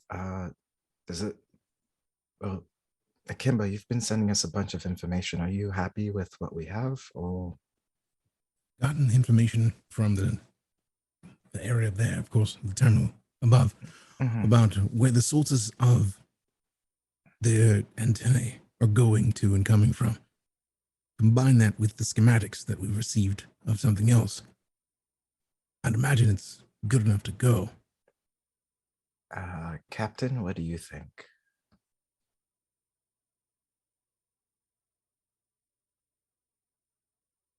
I think that we have our data. I don't understand necessarily what we're going to do.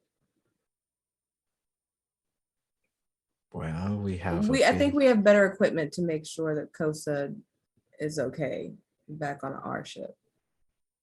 And I believe if we take Salona with us, then perhaps all of our information that we need is there. Captain, did you name the robot? What? You heard me. Or maybe I didn't say it out loud. This suit is like a Ziploc bag full of blood. We need to get back to the ship immediately then, because the med bay is equipped specifically so that I can take care of you all. So wait, hold on. We're not going to get a lot of chances like this. What if I take Salona back to the ship and you guys go steal stuff from the rest of the base? Or we can all go back. I don't know. We should all go back. I'm gonna go behind Koseh and just start pushing them a little bit. The moment you touch Koseh, she immediately starts walking like, yep, okay. She's hitting like drunk girl level. Like, there's only some of blood in me now. And Ikemba just kind of walks up to her side and just like puts his arm up so that if she wants to kind of lean, she can. He knows that she's got the spider arms, but like, yeah. Oh, I broke them. Oh God, hold on. And she walks around the room and like picks up like stuff, like they're like wanged onto like metal walls, and she collects all 8 of the edges. She's like, that was a stupid idea. I loved it. It's a fantastic idea. Let's I'll fix it. It'll work good next time. Into the bag you go. And she just kind of jams it back into her backpack.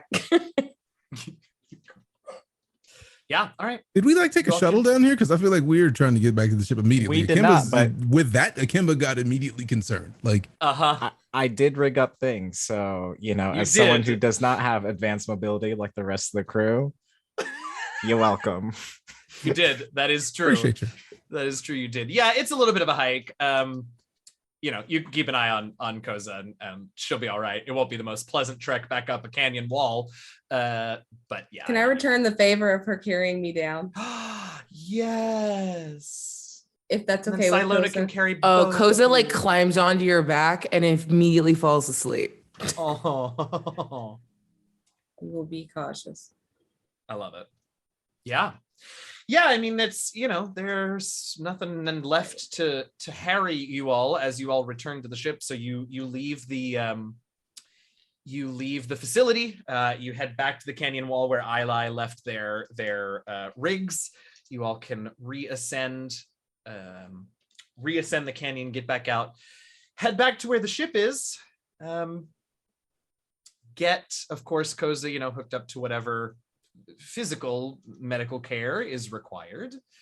And then it's up to y'all what you want to do next. So, to sort of put it all together, you have followed this signal as far as that signal went, right? You discovered the final destination of the signal that left from Vatoa. You've gotten information, you've gotten data, you've gotten language information about whatever these mysterious machines are and where they come from, which is what Torch sent you to do. The hitch, of course, in it all is that Ikemba discovered another signal path leading further out away from Vatoa and deeper into space. So that's a possibility. If you all want to chase that down, you can, of course, and it's not an either or, but you could report back to Torch with what you've got. You could, hell, you've got a real fancy spaceship. You can do what the hell you want, but those are sort of the major plot moments that are immediately coming to my mind. But those are the resources you have. Those are the decisions you've got in front of you. What y'all think? We got a couple of minutes. What's the first thing you all are doing once you're safely aboard? Ikemba's taking Koseh to the med bay. Great. Because that's got to happen. That's not a question. Sure, absolutely. The concern, like once he heard the drunk, he knew like, no, this is not going to work. This needs to get fixed right now. Yeah, absolutely. And that will certainly, the medical facility on board is going to accelerate Koseh's healing. Ikemba, if you want to like goose it a little bit to give it a kickstart, we don't have to go to the roll screen, but you can put together a roll. I'm not gonna hurt. You're in the safety of the medical bay, so the worst that will happen is that it takes as long as it takes. But if you want to toss that together while I check in with the rest of the crew, already done. Great. Oh damn. It's a very good roll of 16, and mine was a 4. So yeah, Koseh, right off the bat, before any time has passed, you can go ahead and step down injured to a D10, and the medical facility will basically just double the natural healing. So every scene that does not cause you more stress and you spend sort of in there will reduce your stress by 2 steps. And then any scenes out of the med bay but not in imminent danger will reduce it by 1. Sweet. Thank you. Yeah. And with that, Ikemba just looks at Koseh and just, how are you feeling? Oh, cold, but better. Thank you. This is why I requested a med bay on the ship. The least I could do is make sure that my team is all right. And seriously, just kind of like gently puts a hand on her shoulder. Don't doubt yourself. You know better. You know how amazing you are. You know how amazing your skills are. Everyone has bad situations. It's how we handle them. And beat robots, of course. It's how we handle them that makes us even better. Koseh puts her hand over his and then just sort of like as fiercely as she can, like grabs his arm and like trying to pull herself kind of up to sitting and him closer and just pulls him into a hug. Oh. Doesn't really have anything to say anymore because she's not super good at words, but she's just like, just a squeeze. Thank you. You're very welcome. I like it. Sila and Ilay, if you have something that you want to resolve right now, as soon as you get aboard, we can. Or that's a lovely moment to close out on that isn't a terrifying cliffhanger. So you're welcome. Up to you all. Go ahead. Sila's just gonna go ahead and like hook up Silona to their system and try to like Great. that's what she's gonna do is try to get all the information and get her revamped. It's gonna be very Bride of Frankenstein-y. Great. Or a Creepy, but fantastic. ride of Frankenstein. Right. Legally distinct. Can I send Tiwi to Sila? Oh, heck yeah. I just want to send Tiwi with a little note. And it just says in like very, very bad handwriting. Thank you for everything you said. And for a piggyback ride. I'd like to help with Silona. Oh. And then the bottom of the note is just chewed because Tiwi likes using his teeth. So there might have been like 3 more words on there, but they probably didn't matter. It's probably fine. Yeah. Great. Yeah, so Tiwi comes walking in and gives you the note and gets down to work. Ilay, anything? I would like to go to our hologram training room / meditation area. Yeah, because we did make one of those. I did take some of Koseh's insecure stress, so I'm trying to maybe clear that with turning on the program for a AI procedurally generated Rob Boss environment. as it like takes the raw boss painting and actually like makes it more of real and reality. You can hear like the insects and the wind blowing, and like the little tall grass like rustling in the wind, and the little streams like bubbling and all that stuff. Mhm. And Ilay's just going to meditate in there to kind of let down their insecure stress. I love it. We'll say that the meditation room does for emotional stress what the med bay does for physical stress. So if you spend, a scene in here, that'll do 2 steps instead of just 1. Sweet. Because I like that. Yeah. So, and of course, Invicta has come back with you all. She sort of, she was never unconscious, but she was dazed after the cannonball through the hatch. But she's okay and was able to come back to the ship with you all. And I think, Tanya can correct me next time if this is incorrect, but I feel like there's a lot of data that you all got back that isn't all just schematics. There was a lot of that data that looked like it was about other things. So she sits down and begins to just try and see what she can figure out there. And so with each of you sort of taking care of yourselves and others in the way that you feel is best at this moment, back safe aboard the Sphere, we're gonna call it for this week. Yeah. No, this was great. It started on such a high energy combat note. We had some lovely RP at the end. Y'all are the best. Very important note to start out our outros. Next week we will not be here. We are taking a hiatus week next week. So we will be back at you all in 2 weeks, which is September 29th. Wednesday, September 29th. So we will see you all then. Yeah. That's the important thing. Now, let's go around and let folks know where they can find you, what you're going to be up to in the next 2 weeks so they can cheer you on for that. Who's going first? Hi, I'll do it. Yeah. Hi, my name's Christina Ariel. It's KrystinAarielle. If you spell it wrong, that's not me. So that's not fun. Oh, so today there's a new episode of Star Wars: The High Republic show. You can watch it on StarWars.com or the official Star Wars YouTube. So go watch that. Do me a favor, give it a thumbs up. I don't know. Watch the thing. I enjoyed it. It was really fun. Plus, there's something really, really cool in it. It's the first of its kind and it's super dope. Yay. So just trust me on that one. Also, today, if you know me, you know that I love reality television. And I was a guest on one of my favorite reality podcasts. It's called Know That, a Real Housewives podcast. So you can check that out on Apple, Spotify, anywhere else while you're listening to Into the Motherlands and getting caught up if you're not, because it's also available wherever you get your podcasts.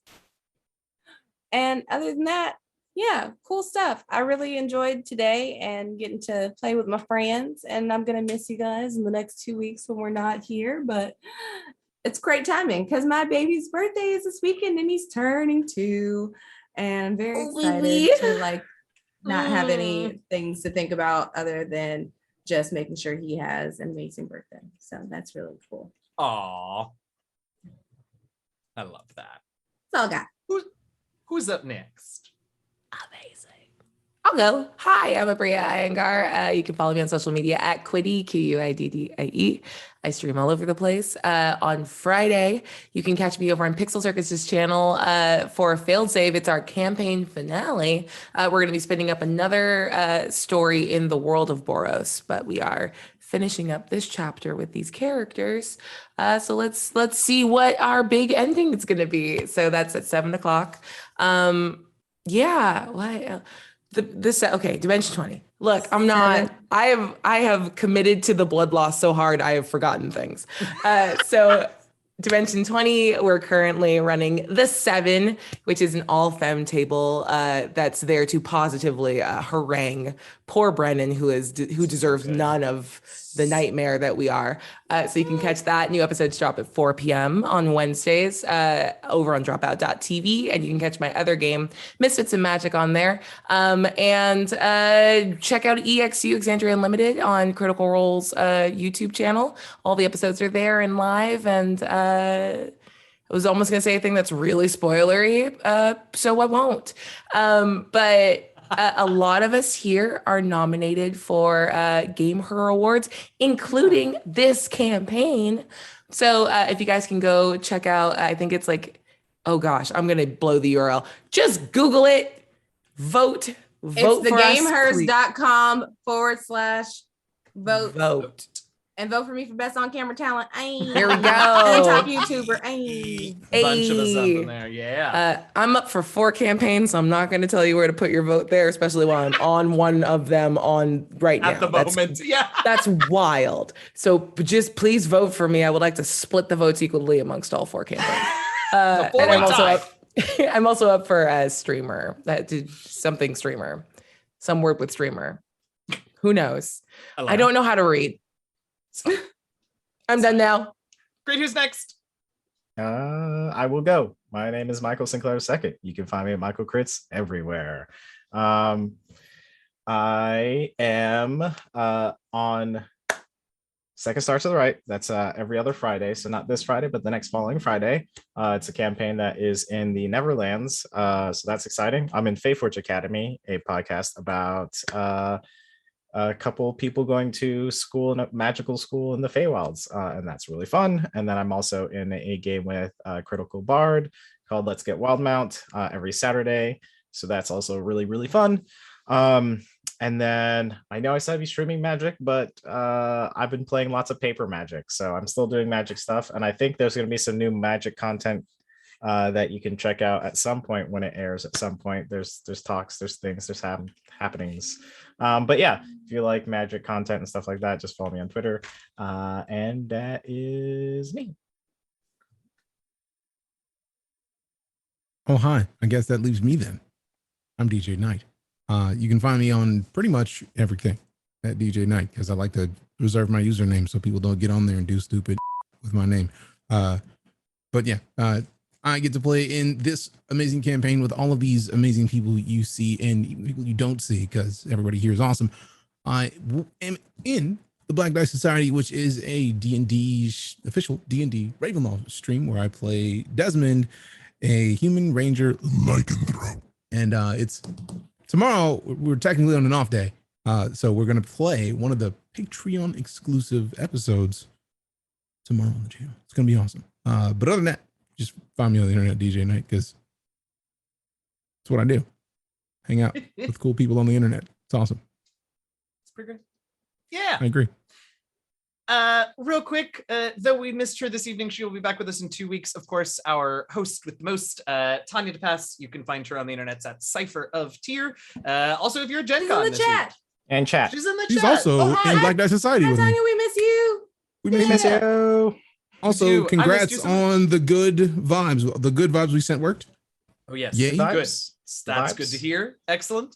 Follow her, Cypher of Tier everywhere. If you're at Gen Con, I don't know, maybe I think she's doing a panel, so go check that out. She'll be at DJ, she gonna be at Black Dice tomorrow? Tanya, you gonna be at Black Dice tomorrow? I believe she was in the episode. Great. So Oh, check also that out. she's nominated for like 4.8 billion. All the game awards. birds. Yeah. 4.8 billion. All of the Vote for awards. her. Just vote, Yeah. vote all Our of it. fearless leader. Just vote all of it. Most diverse All game, All of the all awards. That absolutely. So go check her out, follow all the things. You're already here, so you probably followed her here. She's great, and she also can't make a face because we're saying nice things, so that's nice. A smooth using And the I- one opportunity me. we have to just like throw her all the roses and she can't really do anything about it. That's I pretty know, isn't it great. great? It's great. She's the best. Go vote for her for all the things. And of course, I have been Eugenio. You can find me on the internet at DM Jazzy Hands. I stream Mass Effect on my channel here on Twitch a couple times a week. I do this starting October 3rd. I will be the co-DM of season 11 of Rivals of Waterdeep. I'm very excited. Brian, Urban Bohemian, who plays Virgil, is going to be joining me at the DMs, in the DMs, love seat, I guess now? There's got to be 2 seats.